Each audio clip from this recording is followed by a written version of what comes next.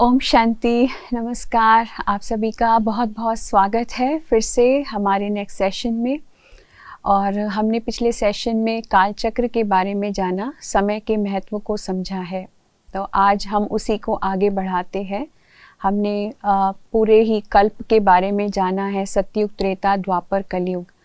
तो बहुत सारी बातें, जैसे समय के बारे में जान रहे थे कि समय चक्र के अंदर चलता है और ये चक्र हमेशा ही चलता रहता है। और हमेशा जो है चक्र इस प्रकार से फिरता है कि आत्माओं का आना जाना इसमें लगा रहता है। लेकिन हम आत्माएं कब आई और कब इसमें से जाना होता है। फिर दूसरी बात ये कि दूसरा क्वेश्चन भी बहुत लोगों का जो उठता है वो है मुक्ति और मोक्ष क्या होता है, और मुक्ति कैसे हम प्राप्त कर सकते हैं। कितनी आत्माएं हैं जो आज पूरे ही विश्व में मुक्ति या मोक्ष की इच्छा रख के भगवान को याद करती हैं, और वो हमेशा परमात्मा से यही इच्छा, यही दुआ मांगती है कि हमें जल्दी से जल्दी मोक्ष की प्राप्ति हो। उसके लिए कितने साधु सन्यासियों ने, यहाँ तक कि धर्म पिताओं ने भी मोक्ष का और मुक्ति का रास्ता दिखाने की हमें कोशिश की है, प्रयत्न किया है। और बहुत कुछ हमने अपनी किताबों के आधार पे भी पढ़ा है। तो एक बहुत ही सिंपल एग्जाम्पल के द्वारा, एक बहुत सिंपल स्टोरी आपको सुना करके आपको समझाने का प्रयत्न करेंगे कि मुक्ति और मोक्ष है क्या, और क्या मुक्ति और मोक्ष को पाना किस हद तक पॉसिबल है, क्या मुक्ति होती है, क्या मोक्ष होता है। तो एक बार की बात है, एक बिल्डिंग थी, एक बहुत बड़ा एक कॉम्प्लेक्स था। तो एक बिल्डिंग थी, वहाँ पे एक बच्चा था जो 9th या 10th फ्लोर पे रहता था अपने पेरेंट्स के साथ। तो एक दोपहर को जब वो बच्चा अपनी मम्मी के साथ था, तो वो ऊपर से झांक कर के नीचे की तरफ देखता है। और वो जब देखता है तो एक बहुत बड़ा प्लेग्राउंड, उस पूरे ही कॉम्प्लेक्स का जो पूरा ही जो शहर था, वहाँ नीचे एक बहुत सुंदर प्लेग्राउंड था जहाँ पे क्रिकेट की पिच थी। तो वो बच्चा सोचता है कि कितनी अच्छी पिच है, कितना अच्छा गेम हम खेल सकते हैं। तो वो बच्चा अपनी मम्मी से ज़िद करता है कि मम्मी मुझे नीचे जाना है और गेम खेलना है, क्रिकेट खेलने का मन है। तो मम्मा उसको मना करती है, कहती नहीं, इतने सारे गेम्स तो यहाँ पर हैं, तो यहीं पर ही बैठ कर के गेम खेल ले, जो तेरे को खेलना है यहीं पर खेल ले, तेरे को नीचे जाने की क्या ज़रूरत है, वहाँ खेलेगा चोट लग सकती है, कुछ भी हो सकता है। तो फिर उसको बच्चे को लेकिन ज़िद थी नीचे जाने की, और वो मम्मी से कंटिन्यूस ज़िद कर रहा था, नहीं मुझे नीचे ही जाके खेलना है। और फिर उसकी मम्मी हार करके उसके सामने उसको कहती है, ठीक है तू जा नीचे खेल, जैसे तेरी मर्ज़ी हो वैसे कर, लेकिन जब समय हो जाए तो टाइम पर ऊपर आ जाना, रात होने से पहले ऊपर आ जाना, घर में वापस आ जाना। तो वो बच्चा ये प्रॉमिस करके कि हाँ मैं टाइम पर ऊपर आ जाऊँगा, वो नीचे चला जाता है। फिर उसको नीचे जाते हुए देखकर और प्लेग्राउंड में जाके क्रिकेट मैच में इन्वॉल्व होते हुए वहाँ देख कर के और भी बच्चे जो हैं, जो उसके फ्रेंड्स हैं, वो भी आ जाते हैं उस प्लेग्राउंड में, और एक क्रिकेट का गेम शुरू हो जाता है। सब आपस में खेल रहे होते हैं। शुरू में गेम बहुत अच्छा चलता है, बहुत इंटरेस्टिंग होता है, ये बच्चा जीत भी रहा होता है, बहुत अच्छी परफॉर्मेंस होती है उसकी। और जैसे जैसे गेम आगे बढ़ता है, कुछ समय बीतने के बाद कुछ और बच्चों की उसमें एंट्री होती है।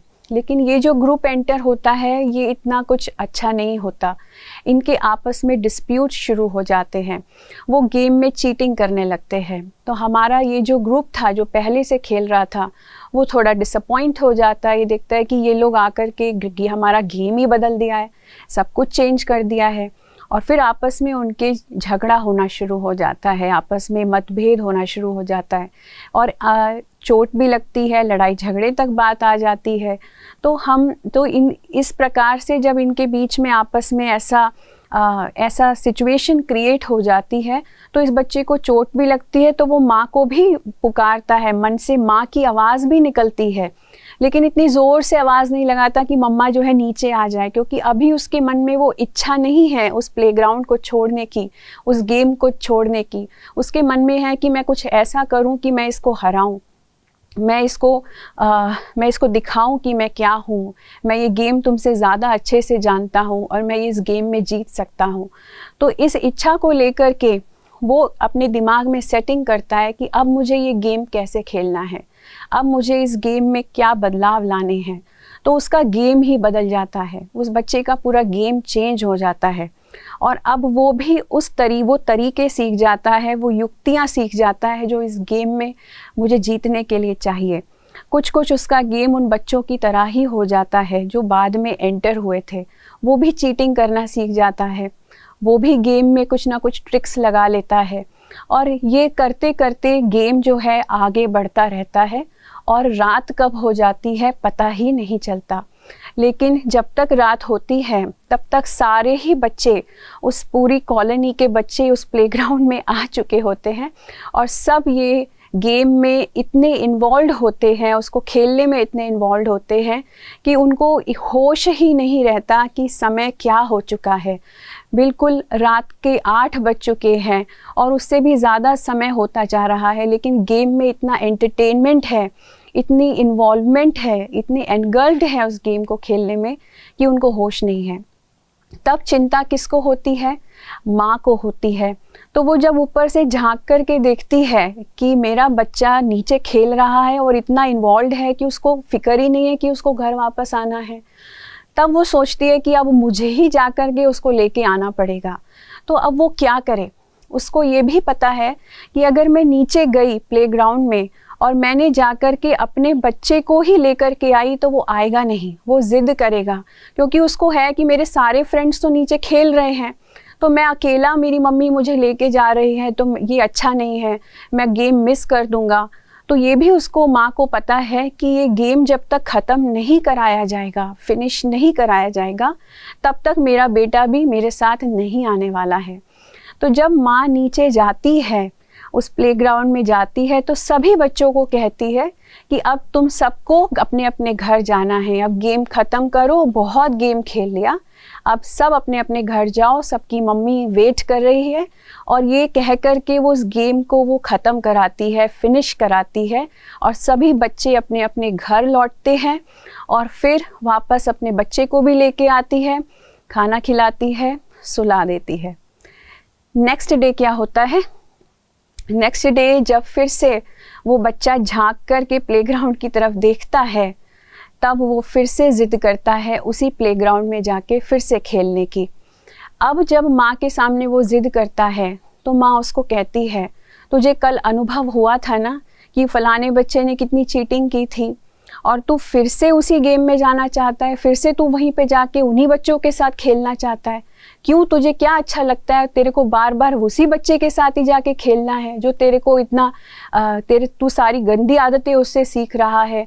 उसने तेरे को मारा भी, उसने तेरे साथ चीटिंग की, पर तुझे वही अच्छा लगता है, तुझे उसी के साथ जाके खेलना है। तो बच्चा कहता है, नहीं मम्मी, मैं अब सीख गया हूँ मुझे कैसे खेलना है, मैं तरीका जानता हूँ उसको हराने का, तो मुझे सिर्फ नीचे जाने की परमिशन दो।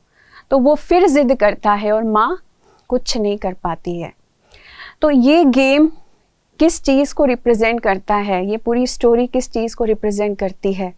जैसे कि आज आप भी सब लॉकडाउन लगा तो आप सब भी घर के अंदर बैठे हुए थे, और जो दुनिया का प्लेग्राउंड था जहां आप रोज़ जाते थे, आना जाना करते थे, अपने कार्य व्यवहार में जाते थे, अपने वर्क प्लेस पे जाते थे, अपनी कर्म भूमि पे जा कर के अपना रोल प्ले करते थे, आज उस रोल प्ले से आपको हटा कर के कुछ समय के लिए घर में बिठा दिया गया।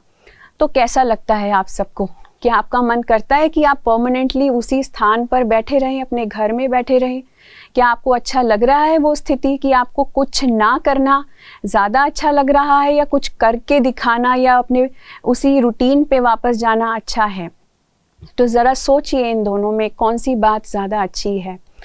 तो मुक्ति और मोक्ष में जो अंतर है, इस बात से आप समझ पाएंगे कि मुक्ति क्या है और मोक्ष अर्थात कि हम हमेशा के लिए उस स्थान पे जाना, उस प्लेग्राउंड में जाने से छूट जाएं, हमें ऐसी सैल्वेशन मिले, ऐसी एग्जम्पशन मिले कि परमात्मा हमें कभी प्लेग्राउंड में, कभी सृष्टि पर भेजे ही नहीं, कोई आत्मा एक्ट ही ना करे, कोई परफॉर्मेंस ही ना करे, कोई प्लेयर बन कर के इस प्लेग्राउंड में खेल ही ना खेले और इस यात्रा को करे ही नहीं, आत्मा अपनी जर्नी को ही गिव अप कर दे। तो ऐसा कभी हो ही नहीं सकता। तो जैसे हम मुक्ति और मोक्ष के अंतर को समझें, अगर इस बात को की गहराई में जाएं, तो आप समझ पाएंगे कि हमारे अंदर कर्म करने की कितनी उत्तेजना है, कितनी ज़रूरत हम महसूस करते हैं। अगर हम देख रहे हो कि बाकी लोग किसी चीज़ में इन्वॉल्व हैं और हमें अलग बिठा दिया गया है, हमारा उसमें कोई इन्वॉल्वमेंट नहीं है, तो हमारे अंदर भी संकल्प चलने लगता है कि मैं भी अपना कुछ रोल अदा करूं, मैं भी इसमें एक हिस्सेदार बनूं, ये जो हो रहा है मैं भी इसका एक हिस्सा बनूं। उसी तरीके से आत्मा का जो संस्कार है वो कर्म करना है, जिससे आत्मा कभी छूट नहीं सकती और ना छूटना चाहती है। जैसे कि आपके अंदर बार बार ये संकल्प उठता है कि हम वापस अपने रूटीन पे चले जाएं, हमें घर पे नहीं बैठना है। उसी तरीके से जैसे आपने स्टोरी में सुना, उस बच्चे के अंदर भी है कि मुझे प्लेग्राउंड में जाके खेल खेलना ही है, मैं अलग यहाँ घर में बैठ कर के मैं क्या करूँ। तो आत्मा को भी अगर परमात्मा निर्वाण में भेज दे और वहाँ पर बिठा दे और बाकी आत्माएं इन्वॉल्व हो, बाकी आत्माएं सृष्टि में एंजॉय कर रही हैं, सृष्टि का आनंद ले रही हैं, उसके सुखों को अनुभव कर रही हैं, उसके चैलेंजेस को फेस कर रही हैं, एक गेम खेल रही हैं, तो वो आत्मा के अंदर संकल्प आएगा ना कि मुझे भी परमात्मा अलाउ करे यहाँ सृष्टि पर आने के लिए, वो गेम खेलने के लिए। तो हम अपने उस अस्तित्व से, अपनी उस प्रॉपर्टी से, उस क्वालिटी से भाग नहीं सकते हैं। तो कोई भी आत्मा का, जैसे आप जानते हैं, अस्तित्व तो समाप्त होता ही नहीं है। आत्मा अजर अमर अविनाशी है, कभी मरती नहीं है। परमात्मा भी आत्मा के अस्तित्व को समाप्त नहीं कर सकता कि वो हमेशा के लिए ख़त्म हो जाए। और आप जाकर के एक जगह पे बैठ भी नहीं सकते हो, आपको इस सृष्टि के नाटक पे आना ही है। तो इसलिए मोक्ष जैसी कोई भी चीज़ नहीं होती है, लेकिन मुक्ति होती है। मुक्ति क्या होती है कि जैसे बच्चा, माँ उसको उठा कर के प्लेग्राउंड से घर में ले आई, उसको खाना खिलाया, उसको रेस्ट दे दिया, तो वो पीरियड जो था जिसमें वो बच्चा रेस्ट कर रहा था, अपनी एनर्जी को फिर से भर गया, और वो सारा पीरियड जो था वो मुक्ति का पीरियड था। इतने में उसने अपनी सारी एनर्जी को रेस्टोर कर लिया ताकि वो अगले गेम को फिर से खेल सके। तो इसी तरीके से आत्मा भी सृष्टि के रंगमंच पर आती है, एक पर्टिकुलर टाइम तक गेम खेलती है, इसमें अपना जो किरदार है, जो अपना अभिनय है वो अदा करती है, और फिर वापस उसको परमधाम जाना होता है। तो वो समय, वो टाइम, ये जो सारी प्रक्रिया है वो कैसे होती है, आज उसी की कहानी, उसी की अद्भुत कहानी हम जानेंगे, सुनेंगे। तो किस आधार पे कैसे हम नीचे आए। तो ये जो कहानी है जो हम अब सुनेंगे, जो इसी स्टोरी से रिलेटेड है, तो ये मनुष्य आत्मा के 84 जन्मों की कहानी है। ये मनुष्य आत्मा के उत्थान पतन की कहानी है, और साथ साथ ये भारत के भी उत्थान और पतन की कहानी है। भारत हम क्यों कह रहे हैं? क्योंकि जब हम भारत की एंशिएंट सिविलाइजेशन की बात करते हैं कि सबसे प्राचीन सभ्यता भारत की है, क्योंकि भारत ही सबसे पहले था, और भारत किस प्रकार से आगे बढ़ता है और किस प्रकार से सृष्टि आगे बढ़ती है, तो उसमें भारत का सबसे बड़ा रोल है, सबसे बड़ा इन्वॉल्वमेंट है उसमें। तो भारत में आए हुए कौन से चेंजेस हैं जो हम सारी दुनिया से रिलेट कर सकते हैं, तो वो सारी बातें हम इस अद्भुत कहानी में जानेंगे। तो ये आदिकाल का समय है, जब सृष्टि का सतयुग का समय होता है। और जैसे लास्ट सेशन में हम जान रहे थे, सबसे पहले सृष्टि का 5000 साल का जो पहला चरण है वो सतयुग से शुरू होता है। सबसे आदिकाल 1250 वर्ष की अवधि जिसकी है, उसमें सारी दुनिया स्वर्ग जैसी है, जन्नत जैसी है। तो उसमें सबसे पहले जो आत्मा परमधाम से नीचे आती है, जिसका सबसे पहला बर्थ होता है, तो वो आत्मा है श्री कृष्ण की आत्मा। हमारे अंदर ये क्वेश्चन उठता है कि श्री कृष्ण कौन है, श्री कृष्ण को हम क्यों याद करते हैं। तो आप सबको याद होगा या आप सबने देखा होगा कि श्री कृष्ण का जो जन्म दिखाया गया है, वो समय ऐसा दिखाया है जहाँ चारों तरफ तूफान है, जैसे प्रलय जैसी हुई है, यमुना में भी उफान उठा हुआ है, और जैसे ही श्री कृष्ण का जन्म होता है यमुना भी शांत हो जाती है, समय बदल जाता है। तो ये वही आदिकाल का समय है, जब इस सृष्टि के आदि की सबसे पहली आत्मा जन्म ले रही है। तो श्री कृष्ण ही वो आत्मा है जो सबसे पहले जन्म लेके सृष्टि की शुरुआत करती है, और उसके बाद श्री राधे। तो श्री राधे और श्री कृष्ण ही जब वो बड़े होते हैं तो उन्हीं का नाम बदल करके श्री लक्ष्मी और श्री नारायण रखा जाता है। श्री कृष्ण बनते हैं श्री नारायण और श्री राधे बनती हैं श्री लक्ष्मी। तो इन्हीं का जो स्वयंवर होता है, तो इस गद्दी को, इस थ्रोन को, क्योंकि वो सारे विश्व के, केवल भारत ही नहीं, क्योंकि भारत एक तरीके से पूरा विश्व है उस समय, केवल भारत ही प्रांत है, केवल भारत का ही उस समय जो हम जिक्र कर रहे हैं, भारत की ही एक कहानी है। सबसे पहली सिविलाइजेशन जब भारत से ही शुरुआत होती है, तो सारे ही विश्व के जो महाराजा और महारानी बनते हैं वो लक्ष्मी और नारायण, और इन्हीं के कंबाइंड रूप को विष्णु के रूप में हम जानते हैं, क्योंकि यही सृष्टि की पालना का कार्य आगे बढ़ाते हैं। तो इन आत्माओं के 8 जन्म होते हैं पूरे 1250 वर्ष में, और इनका जो घराना है वो सूर्यवंशी घराना कहा जाता है। क्यों? क्योंकि आत्मा जो है अपने कंप्लीट सतो प्रधान स्टेट में है। दुनिया एकदम नई है, ऐसी दुनिया है जहाँ पाप की, झूठ की, दुख की रत्ती भी नहीं है, चारों तरफ सुख ही सुख है। इसीलिए देवी देवताओं का जब गायन किया जाता है तो उनकी महिमा में कहा जाता है सर्वगुण संपन्न, 16 कला संपूर्ण, संपूर्ण निर्विकारी, मर्यादा पुरुषोत्तम, अहिंसा परमो धर्म। तो ये महिमा देवी देवताओं की है, सूर्यवंशी घराने की आत्माओं की है। और इस समय जब ये आदि काल है, उस समय जो टोटल पॉपुलेशन पूरे विश्व की होती है वो होती है 9 लाख टोटल पॉपुलेशन होती है आदि काल में, जिसकी यादगार में आपको जो बहुत सी लेडीज़ हैं वो 9 लखा हार पहनती है। शायद आपको याद हो, आपने देखा हो। तो 9 लखा हार जो होता है ना, उसमें छोटे छोटे हीरे होते हैं, बहुत छोटे छोटे। वो यादगार है उन आत्माओं की, उन पवित्र आत्माओं की जो एकदम सतोप्रधान स्टेज में थी, एकदम चमकते सितारे के समान, जिसमें किसी तरीके की कोई इम्प्योरिटी नहीं थी, एकदम प्योर थी। तो उनकी वो 16 कला संपूर्ण आत्माएं थी। ये जो 16 कला है, ये 16 नंबर हमने क्यों यूज़ किया है? क्योंकि 16 एक डिग्री है परफेक्शन की। जैसे चांद को कहा जाता है ना कि आज जो है चांद जो है वो 16 कला संपूर्ण है, आज जो चांद है वो पूर्ण चंद्रमा है। उसी तरीके से हम किसी की बात हमें सच लगती है तो हम कहते हैं तुम्हारी बात 16 आने सच है, मतलब 100% राइट है। उसी तरीके से आत्मा की जो कलाएं हैं, आत्मा की जो गुण हैं, वो 16 कला संपूर्ण है। आत्मा एकदम प्योर है, पवित्र है। तो 8 जनरेशंस लक्ष्मी और नारायण की चलती है, और उसके बाद धीरे धीरे जैसे सृष्टि पुरानी होने लगती है, जैसे जैसे समय बीतता चला जाता है, 1250 वर्ष बीत जाते हैं, तो हम देखते हैं कि ऐसा समय परिवर्तन का आता है। और धीरे धीरे क्योंकि आत्माएं भी परम धाम से और आ रही हैं और जनसंख्या भी बढ़ रही है, सृष्टि पुरानी हो रही है, तो जैसे जैसे सतयुग बीतता है तो आत्माओं को महसूस होता है कि कोई बहुत अच्छा समय था जो बीत गया, जो चला गया।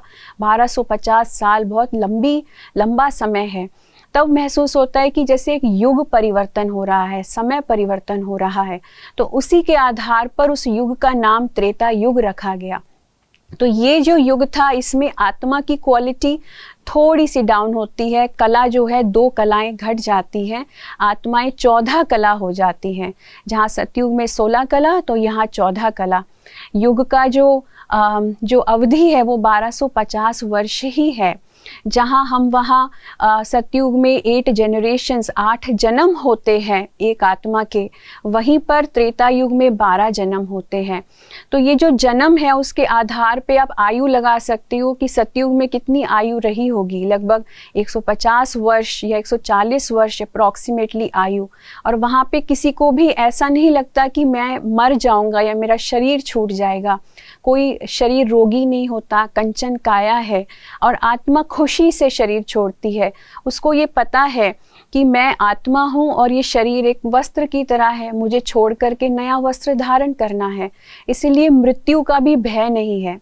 तो जैसे हम त्रेता युग में पहुँचते हैं, आत्मा 2 कला कम होके 14 कला रह जाती है, तो सतयुग के एंड तक जो पॉपुलेशन होती है लगभग 2 से 3 करोड़ होती है। और फिर जब त्रेता युग समाप्त हो रहा होता है तो पॉपुलेशन धीरे धीरे वृद्धि होती है। परंतु यहाँ पर एक ट्रांजिशन होता है, क्योंकि जो लक्ष्मी नारायण थ्रोन था, जो गद्दी का नाम था, जो टाइटल्स थे लक्ष्मी नारायण, वो टाइटल्स चेंज होता है। जैसे कि हम आज के ज़माने में भी king George the first, king George second, queen Elizabeth first, queen Elizabeth second, queen Victoria first two, ऐसे टाइटल्स देखते हैं। हालांकि उन लोगों के नाम पहले कुछ और होते हैं, बाद में चेंज करके जब उनको थ्रोन दिया जाता है तो नेम बदल जाते हैं। उसी तरीके से लक्ष्मी नारायण भी थ्रोन्स के नाम हैं, गद्दियों के नाम हैं। तो जब 8th जनरेशन जाकर के 9th जनरेशन आने वाली होती है, त्रेता युग में एंड होते हैं, तो वो उस समय गद्दी का नाम चेंज होता है, थ्रोन का नाम चेंज होके श्री राम और श्री सीता रखा जाता है। तो श्री राम और श्री सीता का युग शुरू होता है, त्रेता युग शुरू होता है, जिसमें आत्माएं चंद्रवंशी घराने में एंटर होती है, क्योंकि आत्मा के अंदर वो सतो प्रधानता वो धीरे धीरे कम हो चुकी है। अब आत्मा सिर्फ सतो गुणी रही है। और ये किसके कारण से है कि दुनिया पुरानी हुई है, हम स्टेजेस से गुजर रहे हैं। आत्माओं ने, इन देवात्माओं ने कोई भी ऐसा कर्म नहीं किया है जिससे उनकी अवस्था गिरावट में गई है, लेकिन ये सृष्टि पुरानी होने के कारण से है, क्योंकि लॉ ऑफ एंट्रोपी एक्ट कर रही है। हर चीज़ नई से पुरानी अपने आप होती है और एंट्रोपी बढ़ती है, तो अवस्था भी चेंज होती है। उसी तरीके से हम जब चंद्रवंशी घराने में श्री राम और श्री सीता को देखते हैं तो उनकी कलाएं घट कर के 14 कला हो गई है। तो जब त्रेता युग समाप्ति तक पहुंचता है तब तक 33 करोड़ जनसंख्या हो चुकी होती है। और इसीलिए हम हिंदू धर्म में देखते हैं 33 करोड़ हमने देवी देवताओं को बताया है कि हिंदू धर्म में 33 करोड़ देवी देवता हैं। वो किस आधार पे हम कहते हैं? क्योंकि वो आत्माएं जो सतोगुणी, सतो प्रधान अवस्था में, श्रेष्ठ अवस्था में थी, वो टोटल आत्माएं 33 करोड़ होती हैं त्रेता युग के अंत तक। अब आप में से कुछ लोगों के अंदर ये संकल्प आ रहा होगा कि श्री कृष्ण को तो हमने द्वापर युग में सुना है कि वो द्वापर युग में आए और श्री राम के बाद आए, तो अभी हमने श्री कृष्ण को पहले कैसे दिखा दिया है सतयुग में? सतयुग काल में तो हमने असुरों और देवताओं का युद्ध देखा है कि वो आपस में लड़ते रहते थे, हमने यही सुना है। तो इस सवाल का जो जवाब है, आपने शायद सुना हो या नहीं सुना हो, लेकिन जब श्री राम का जब जन्म दिखाया गया है तो उसमें दिखाया है कि कौशल्या जी को शुरू में श्री राम के जन्म से पहले एक स्वप्न आया था, एक साक्षात्कार हुआ था, नारायण का साक्षात्कार हुआ था। और तब उनको ऐसी भासना आई कि अब मेरे घर में नारायण आने वाले हैं। तो अगर कौशल्या जी को पहले से ये साक्षात्कार हुआ और उन्होंने नारायण को पहचान लिया स्वप्न में देख करके कि ये नारायण हैं, श्री कृष्ण हैं जो आने वाले हैं, तो इसका मतलब नारायण पहले होकर के गए हैं, श्री राम जी से पहले होकर के गए हैं, तभी तो वो उनको पहचान पाई कि मेरे घर में श्री नारायण फिर से जन्म लेने वाले हैं। तो इसलिए श्री कृष्ण जो है उनके नाम के आगे हम क्या लगाते, जब वो बड़े होते नारायण कहलाते तो हम कहते हे वासुदेव नारायण सूर्य नारायण, तो सूर्य नारायण हम उनको कहते हैं। और जबकि श्री राम जी को जब हम टाइटल देते हैं तो हम उनके नाम के पीछे लगाते हैं श्री रामचंद्र जी। तो श्री राम जो हैं वो चंद्रवंशी थे, लेकिन जो श्री कृष्ण हैं जो बड़े होके नारायण बनते हैं वो सूर्यवंशी घराने के हैं, इसलिए उनके नाम के आगे सूर्य लगाया जाता है। तो वो सूर्यवंशी हैं, सतो प्रधान अवस्था में है। और जो श्री राम है वो त्रेता युग में है, चंद्रवंशी घराने में है, क्षत्रिय कुल में है। तो इस बात से क्लैरिटी हमारी होती है। पर जब हम द्वापर युग की बात करेंगे तब देखेंगे कि कौन सा रोल है जो श्री कृष्ण की आत्मा निभाती है और शिव परमात्मा का क्या रोल है। तो आगे हम जैसे जानते हैं त्रेता युग जिस आधार पे जैसे बीतता जाता है, समय बीतता है और हम त्रेता युग के अंत में आकर के पहुंचते हैं, तो सारी ही जो जनसंख्या होती है वो 33 करोड़ हो चुकी होती है। फिर एक बहुत बड़ा ट्रांजिशन पीरियड आता है, एक बहुत बड़ा ट्रांसफॉर्मेशन होता है। ये ट्रांसफॉर्मेशन किस तरीके से होता है?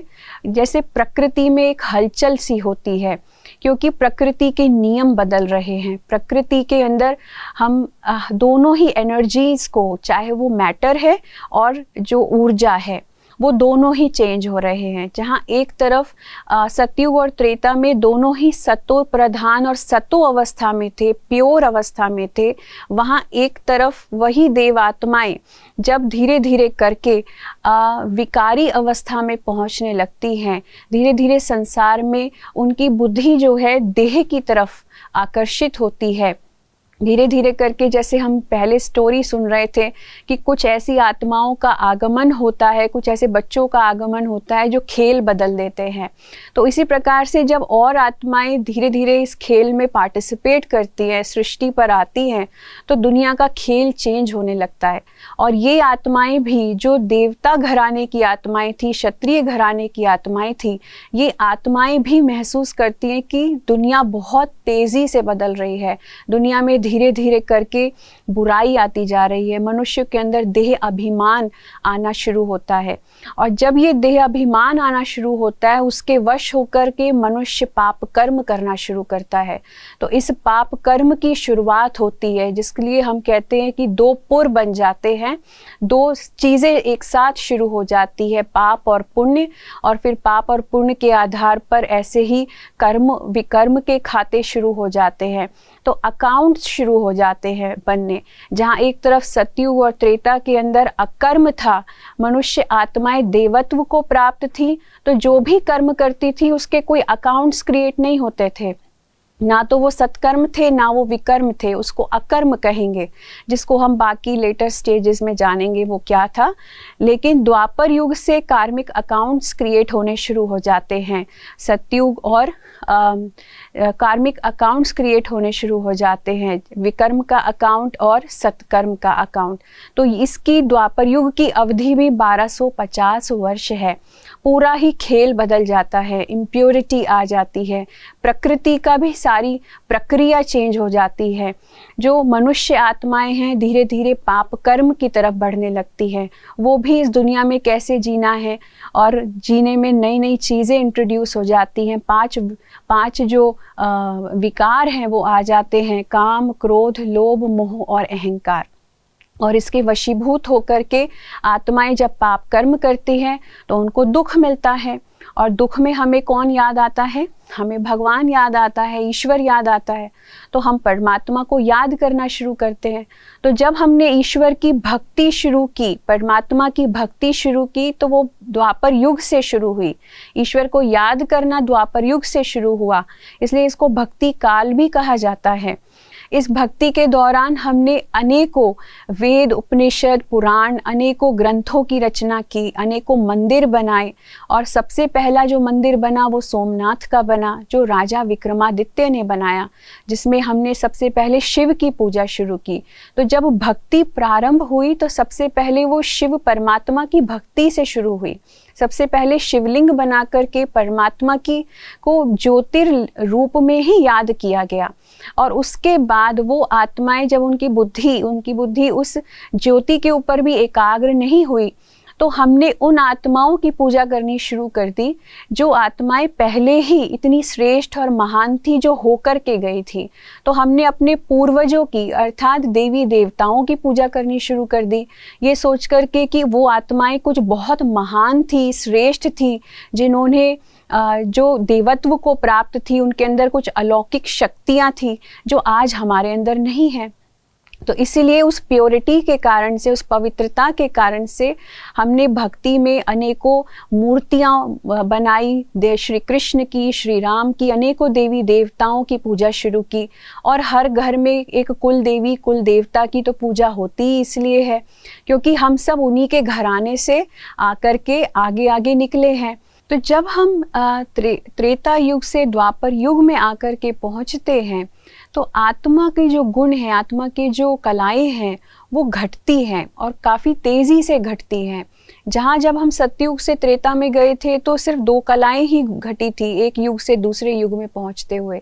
लेकिन त्रेता युग से द्वापर युग में पहुँचने में काफ़ी कलाएं एक साथ घट जाती हैं।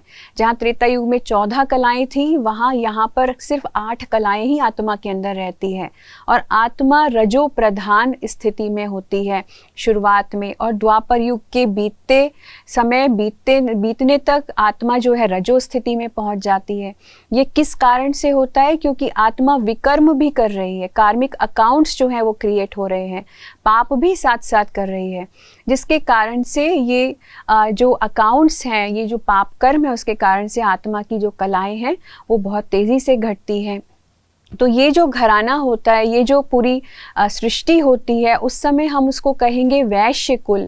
तो 8 कलाएं और जो जन्म है वो बढ़ जाते हैं, क्योंकि ये समय जो होता है आत्मा विकर्म करने के कारण उसकी आयु भी, आत्मा की जो शरीर की आयु है वो घट जाती है। 60 वर्ष, 70 वर्ष, 80 वर्ष इतनी रह जाती है। तो जन्म भी बढ़ जाते हैं। तो जन्म होते हैं 21 जन्म। तो एक आत्मा के 21 जन्म द्वापर युग में होते हैं। और जैसे भक्ति भी और बढ़ती चली जाती है, हम भक्ति भी घंघोर होती चली जाती है। जहाँ शुरू में द्वापर युग के आदि में भक्ति अव्यभिचारी होती है, भक्ति भी एक की होती है, एक शिव परमात्मा की ही भक्ति होती है। लेकिन धीरे धीरे करके जब हम द्वापर युग के एंड तक पहुंचते हैं तो अनेकों की भक्ति शुरू हो जाती है, अनेक आत्माओं को याद करना शुरू कर देते हैं, अनेक मूर्तियां बनाना शुरू कर देते हैं। तो भक्ति भी अव्यभिचारी से व्यभिचारी हो जाती है। अनेकों को याद करना, प्रकृति की पूजा करना, पेड़ों की पूजा करना, प्राणियों की पूजा करना, नदियों की पूजा करना। और इस व्यभिचारी पने में मनुष्य जो है वो इतना लिप्त होता है कि अंधश्रद्धा वाली भक्ति, और हम वहाँ तक, इस लेवल तक पहुँच जाते हैं। तो यही वो काल है, यही वो समय है द्वापर युग का, जब हम परमात्मा को याद करते हैं तो परमात्मा हमारी बात सुन कर के अपने मैसेंजर्स को भी धीरे धीरे करके धरती पर भेजते हैं। तो इसी काल में ही जो इब्राहिम है, इसी काल में ही जीसस क्राइस्ट है, गौतम बुद्ध है, और अनेक जो धर्म पिताएं हैं वो आना शुरू करते हैं। और एक धर्मों का भी अलग अलग बंटवारा होना शुरू होता है पूरे विश्व में। अगर हम बात करें तो जैसे जैसे द्वापर युग समाप्ति की ओर बढ़ता है और हम कलयुग में आकर के पहुँचते हैं, तो कलयुग में आत्मा जो है एकदम रजो प्रधान से नीचे गिरते गिरते, जन्म लेते लेते गिरते गिरते तमो प्रधान अवस्था में आके पहुंचती है।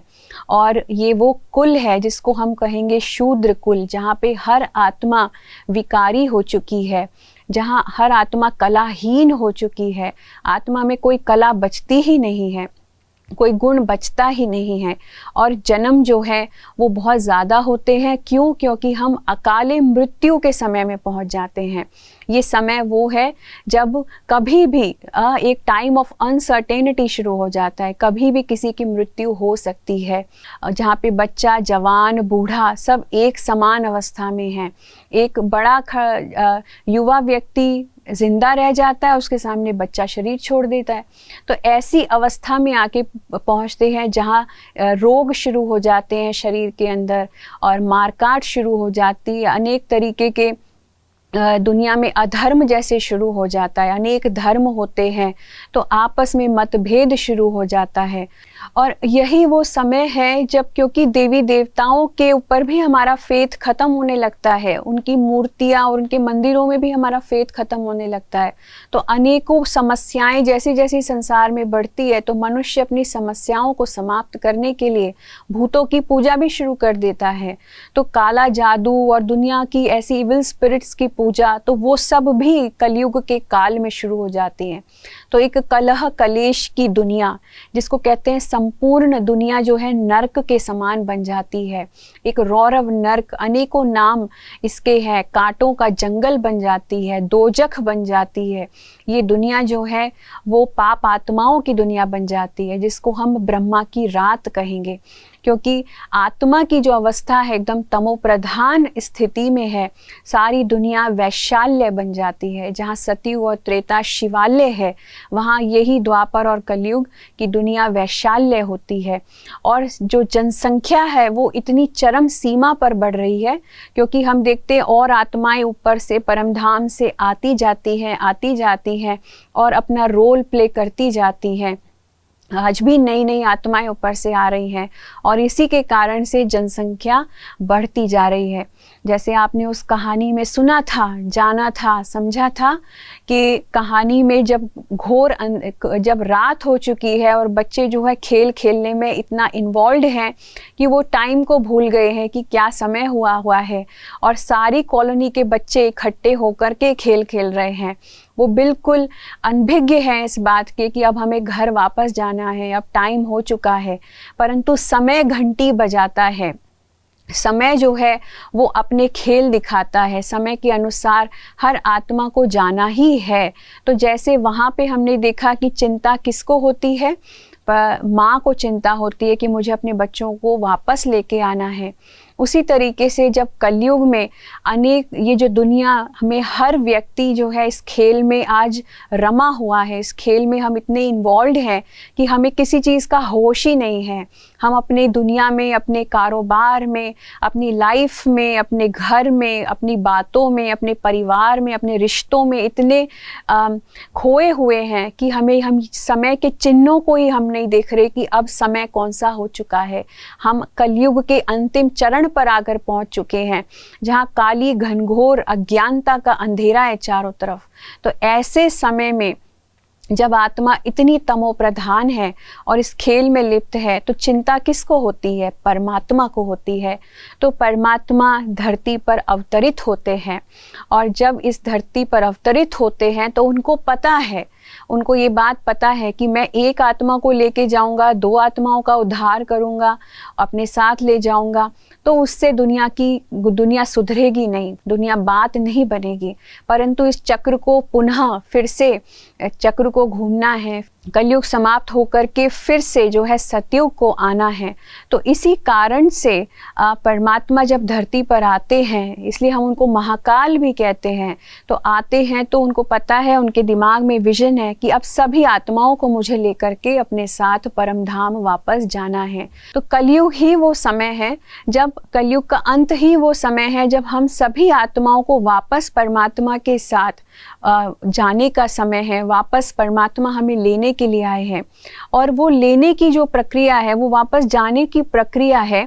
उस प्रक्रिया को शुरू करने से पहले वो थोड़ा पहले आकर के हमें वार्निंग देते हैं, हमें उस समय का परिचय देते हैं, खुद का परिचय देते हैं कि अब इस समय को पहचानो, अब तुम सब मेरे बच्चों को घर वापस चलना है, तो तैयार हो जाओ घर चलने के लिए।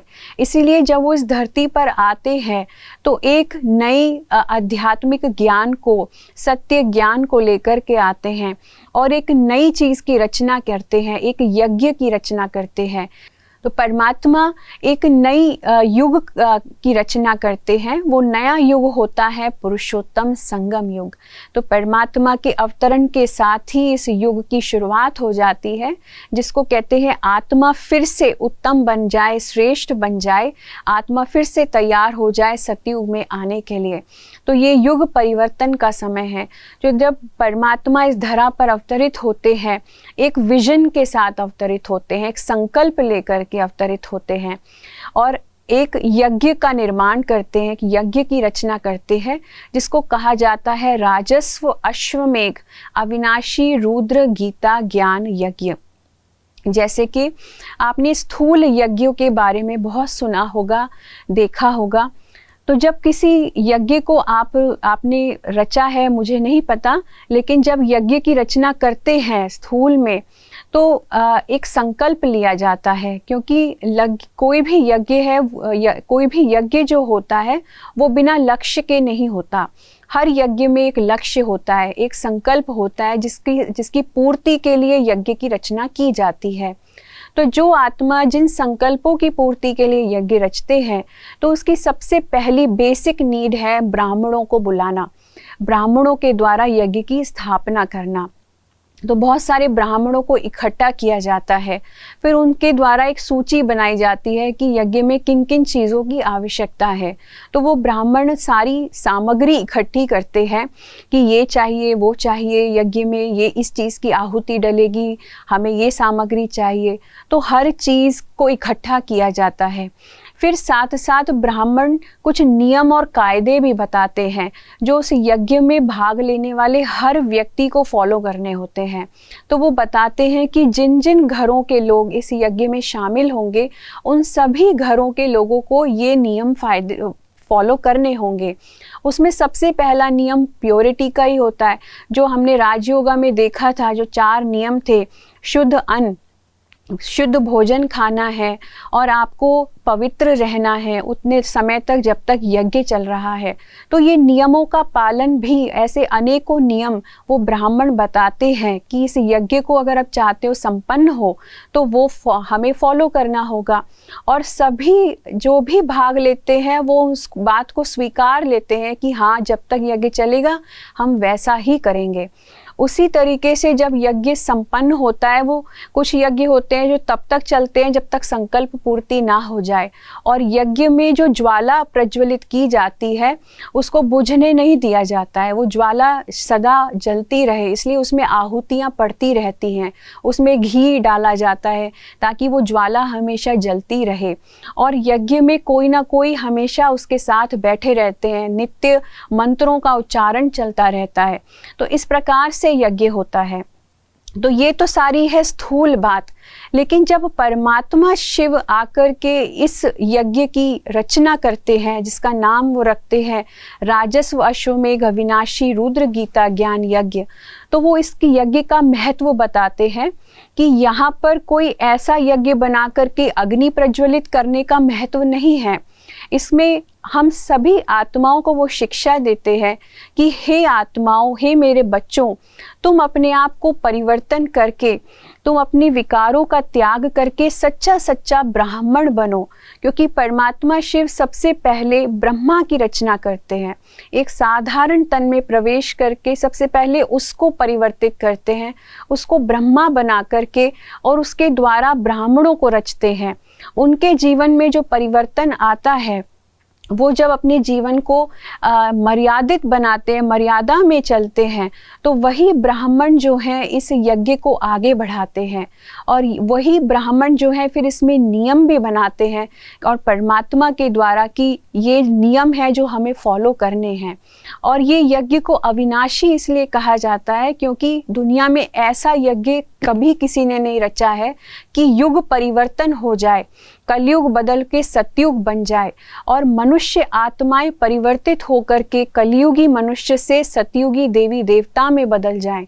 इसलिए ये जो समय है ये बीचों बीच आता है, जहाँ कलयुग और सतयुग के बीच का ये समय है, जो थोड़ा सा समय बचा है, उसमें परमात्मा हम सब मनुष्य आत्माओं को बदल करके कलयुगी मनुष्य से सतयुगी देवी देवता में बदल देते हैं।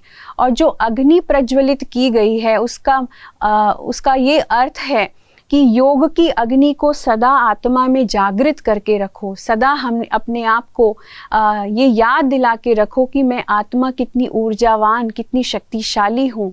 तो योग जो है वो परमात्मा के साथ डायरेक्ट कनेक्शन हमारा सदा बना रहना चाहिए और सदा अपने अंदर योग की अग्नि को हम जला कर के रखें ताकि ये यज्ञ हमेशा आगे चलता रहे। तो इस यज्ञ की जो अवधि होती है वो 100 वर्ष की होती है और जब तक सतयुग नहीं आ जाता है, नया युग नहीं आ जाता है, तब तक ये यज्ञ समाप्त भी नहीं हो सकता है। और क्योंकि इस यज्ञ को परमात्मा शिव स्थापित करते हैं इसलिए इसको रुद्र यज्ञ कहा जाता है। और परमात्मा आकर के गीता ज्ञान हमको देते हैं, सच्चा गीता ज्ञान देते हैं, इसीलिए गीता के अर्थ को, एसेंस को समझाते हैं, तो इसलिए गीता ज्ञान है। और हम अपने मन रूपी अश्व को, मन जो घोड़े के समान हम मानते हैं, उसको हम इस यज्ञ में स्वाहा करते हैं, अपने मन के विकारों को इसमें त्याग देते हैं, आहुति डाल देते हैं, अपने विकारों की आहुति हम इस यज्ञ में दे देते हैं, इसीलिए इसको अश्वमेघ यज्ञ कहा जाता है। और हम जब ये सारा कुछ त्याग करके हम जब सतयुग की ओर बढ़ेंगे तो राजस्व हमको प्राप्त होता है, राजाई हमको प्राप्त होती है, हम स्वयं के राजा बन जाते हैं और सारे विश्व के राजा भी बन जाते, तो इसीलिए इसको राजस्व कहा गया है। तो ये यज्ञ परमात्मा शिव के द्वारा स्थापित किया हुआ यज्ञ है और इसकी जो स्टोरी है हम अपने आगे अगले सेशन में, नेक्स्ट सेशंस में जानेंगे कि परमात्मा कैसे इस धरा पे आए और कैसे उन्होंने इस यज्ञ की स्थापना की और किस प्रकार से आज भी ये यज्ञ चल रहा है और आज भी परमात्मा का क्या विजन है और कैसे सतयुग जो है वो बहुत जल्द अब आने वाला है। तो आज हम सभी अब कलयुग में नहीं बैठे हैं, हम पुरुषोत्तम संगम युग में बैठे हैं। पुरुषोत्तम संगम युग में बैठ कर के परमात्मा के साथ डायरेक्ट मिलन मना रहे हैं। तो आप भी इस समय की इम्पोर्टेंस को समझ करके कि कितना वैल्यूबल टाइम है, कितने मूल्यवान समय है, क्योंकि पूरे 5000 साल में ये समय वापस कभी नहीं आएगा जब आत्मा परमात्मा के साथ मिल सकती है, उसको अनुभव कर सकती है, उससे कुछ प्राप्त कर सकती है। तो इस समय के मूल्य को समझ के अपना कनेक्शन ईश्वर के साथ जोड़े और उससे बेहद का की प्राप्तियाँ, बेहद शक्तियाँ है ना हम प्राप्त करें। तो यही समय का रियल महत्व है। तो ये हमने जानी कि भारत के उत्थान और पतन की कहानी कि किस तरीके से 84 जन्म, 8 जन्म सतयुग में, त्रेता युग में 12 जन्म, 21 जन्म द्वापर युग में और कलयुग में 42 जन्म और 1 जन्म हमारा इस संगम युग पर। जन्म इसको इसलिए कहा गया है क्योंकि एक तरीके से आत्मा का फिर से पुनः जागरण होता है, इसलिए 1 जन्म ये भी माना जाएगा कि एक ही स्थूल बर्थ में 2 जन्म हो गए कि पहले हम कुछ और थे, आज हम कुछ और हैं, तो परिवर्तन हो गया। तो इस आधार पे हमारे टोटल 84 जन्म हैं और इस 84 जन्मों में आत्मा मैक्सिमम 84 जन्म लेती है, मिनिमम 1 जन्म लेती है।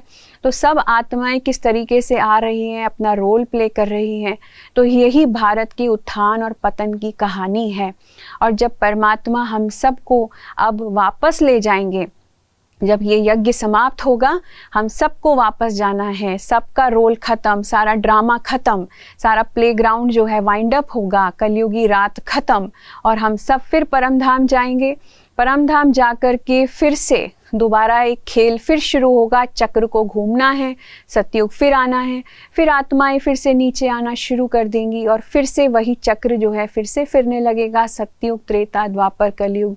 तो ये हमेशा ये चक्र चलता रहता है और इस प्रकार से आत्माओं का आना जाना इसमें रहता है। तो मुक्ति आपने देखी कि परमधाम जाना मतलब सबको मुक्ति प्राप्त होती है, कोई आत्मा भी ऐसी नहीं है जिसको मुक्ति प्राप्त नहीं होती, हर आत्मा को मुक्ति प्राप्त होती है। लेकिन मोक्ष जैसा कुछ नहीं है कि हम हमेशा के लिए छूट जाएं, हमें इस सृष्टि के नाटक पर आना ही है।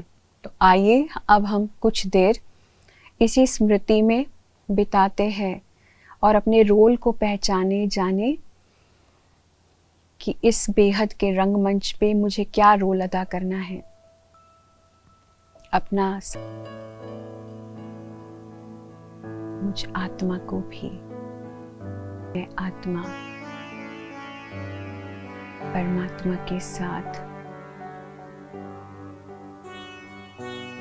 उसकी सहयोगी बन करके उसी जा रही हूँ, को पहले से ही तैयार कर रही हूँ।